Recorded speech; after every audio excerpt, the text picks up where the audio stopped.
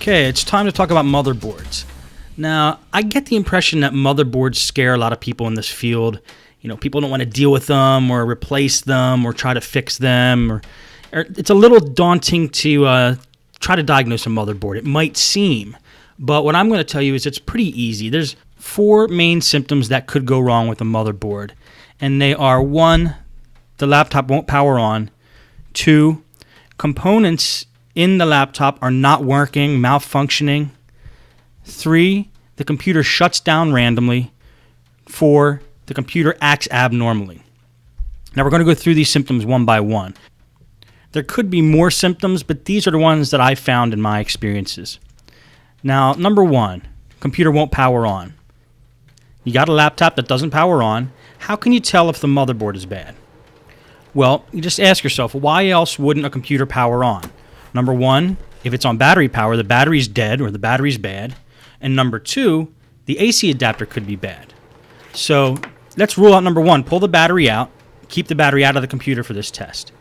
And then take your AC adapter and check the voltage with a voltmeter. And I'm going to show you how to do that right here. You just use a regular voltmeter. And what you want to test for is voltage. I'm going to put the meter at 20 volts.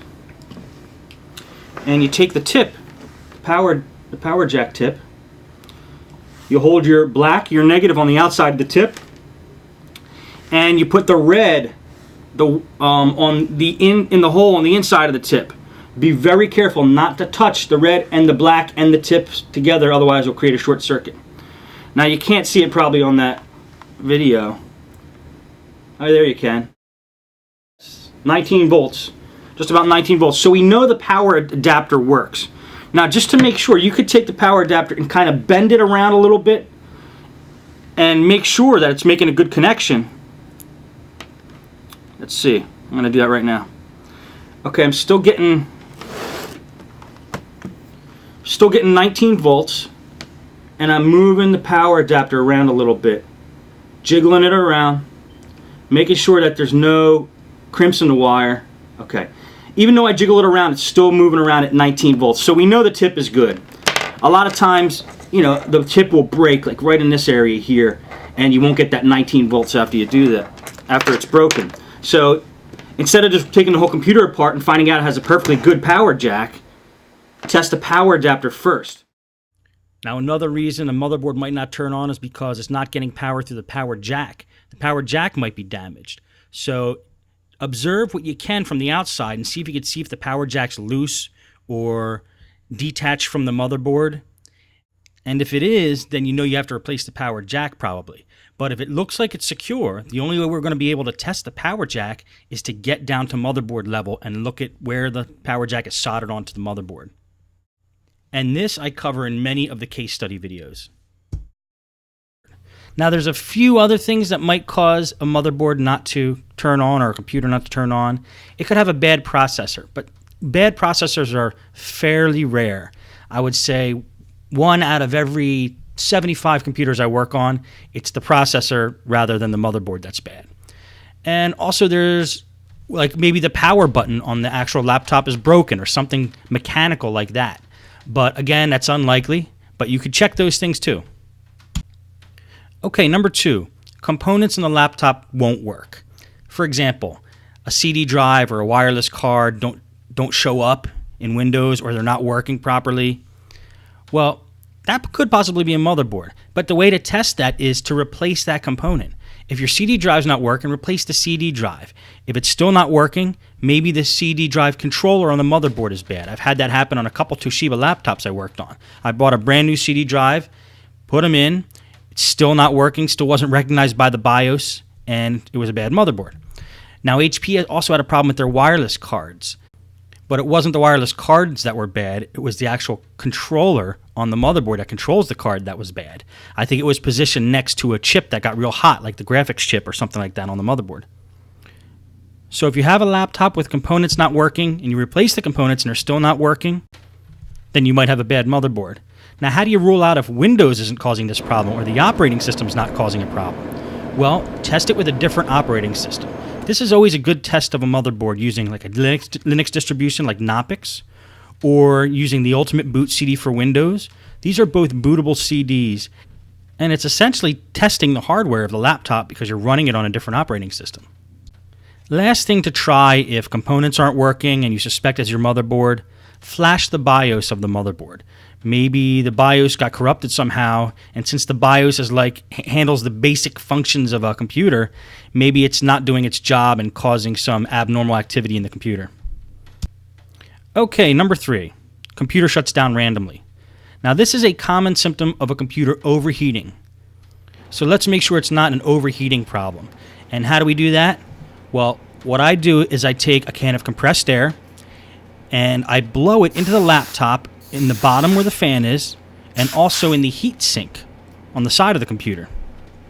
If you do this, you might see clouds of dust come out, and that's a good thing, but you want to make sure you get all the chunks out of the laptop before you turn it back on, because those chunks of dust that might still be stuck in there might cause the fan blades to actually stick. I go over this in the case study videos, and several of them. Watch how I do that there, and you can see in action, cleaning out a laptop and getting all the dust out of it. Now, once you get the dust out of a laptop and you're sure that the fan is spinning and the airways are clean, if the computer keeps shutting down after this, you can be pretty certain that it's not the CPU overheating that's causing the problem, but a problem with the motherboard. I've had systems where I opened them up, I made sure all the airways were clean, I made sure that the heatsink was making a good connection with the processor, put it all back together, and the computer still powered down. It turned out it was a bad motherboard. Okay, number 4, the computer acts abnormally. It blue screens, things aren't working the way they're supposed to, it doesn't boot up every time, it doesn't boot up at all sometimes. Now first I want to make sure it's not Windows that's causing a problem, so again, we're not going to deal too much with the software side, so do all your Windows fixes and make sure that Windows isn't causing a problem. Or, like I said before, just run Knoppix, which is a great Linux distribution, the Ultimate Boot CD for Windows, which is also great, and then you'll know Windows isn't the thing that's causing the problem. Then, if you're still having problems with the computer acting abnormally, start taking out components one by one. Take the hard drive out. You could do that if you're running it from a live Linux distribution. Take the RAM out. Replace the RAM, maybe with a stick of RAM that you know is good that you have around in the shop. Take the wireless card out. Take the CD drive out. And start taking components out one by one and get the motherboard down to basics like CPU, one stick of RAM, motherboard, and power. And hook up the screen and just make sure that it goes on. But break it down to basics so you're sure that it's not a component that's causing the problem. So once you have it all broken down to basics and you're sure Windows isn't causing a problem, then it's probably a bad motherboard. Okay, so it's a bad motherboard. Now you need to buy a motherboard. Where do I buy my motherboards? You guessed it, on eBay. I love buying on eBay because you got a great selection. You can buy from multiple sellers and you usually get the best price. Now, the way to search on eBay for a motherboard is first try to get the model number off of the motherboard itself if you can. If you have access to the motherboard, you already took the computer apart, get the model off the motherboard and do a search for that motherboard. If you're not at that point and you still need to order the motherboard, you could type in the model number of the computer you got the motherboard out of and do a search that way. Like, let's say if it's a Compaq M2000, just type, in eBay, Compaq M2000 motherboard, and do a search like that. The problem with doing a search like that, though, is, for example, HPs have like a DV6000 model, but there's actually like 100 different submodels in the DV6000 series, and some of them have different motherboards than each other. Like, say there's a DV6310 US or DV6425. So that's when you have a computer like that, it's a little dangerous to search for a motherboard just by model number of the computer alone.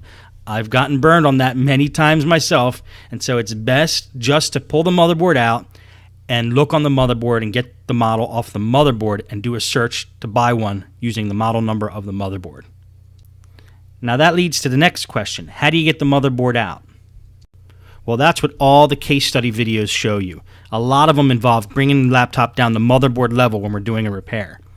But before you watch the case study videos, make sure you watch the video on how to take a laptop apart, get the basics, then watch the case study videos, and then you can attempt it yourself.